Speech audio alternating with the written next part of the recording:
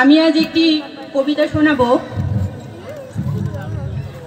আমরা বিভিন্ন সময়ে বিভিন্ন মানুষকে বিভিন্নভাবে কথা দিয়ে থাকি। কখনো কথা রাখা হয়, কখনো হয়ে ওঠে না। সেরকমই একটি 33 বছরের একটি ছেলে,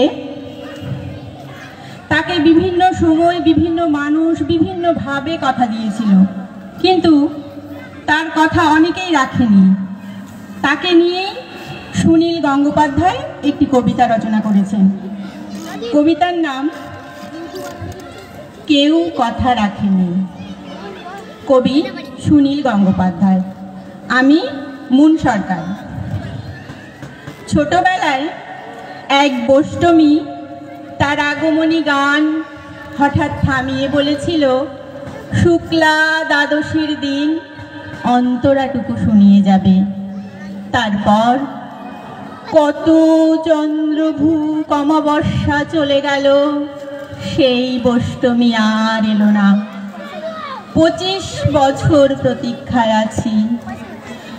মামাবাড়ির মাঝি নাদের আলী বলেছিল, বড় হও দাদা ঠাকুর, তোমাকে আমি 3 প্রহরের বিল দেখাতে নিয়ে যাব। সেখানে পদ্ম ফুলের মাথায় সাপ আর ভ্রমর খেলা করে। নাদের আলী, আমি আর কত বড় হব? আমার মাথা এই ঘরের ছাদ ফুঁড়ে আকাশ স্পর্শ করলে তারপর তুমি আমায় 3 প্রহরের বিল দেখাবে?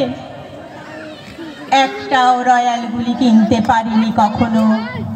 লাঠি লজেন্স দেখিয়ে দেখিয়ে চুষেছে লস্কর বাড়ির ছেলেরা। ভিখারির মতন চৌধুরীদের গেটে দাঁড়িয়ে দেখেছি ভিতরে রাস উৎসব।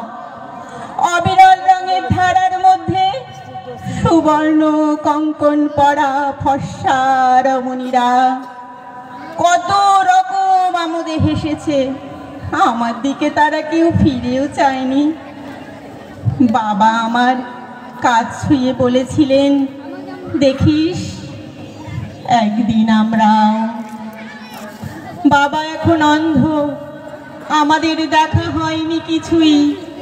সেই রয়্যালগুলি, সেই লাঠি লজেন্স, সেই রাস উৎসব আমায় কেউ ফিরিয়ে দেবে না।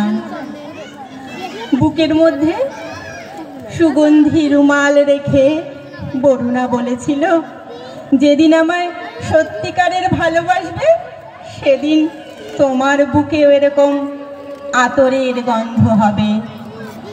আমি ভালোবাসার জন্য প্রাণ হাতের মুঠোয় নিয়েছি। দুরন্ত সারের চোখে বেঁধেছি লাল কাপড়।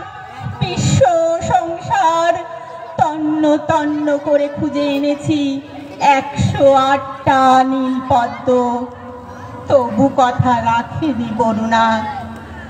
তার বুকে এখন শুধুই মাংসের গন্ধ। এখনো সে যে কোনো নারী।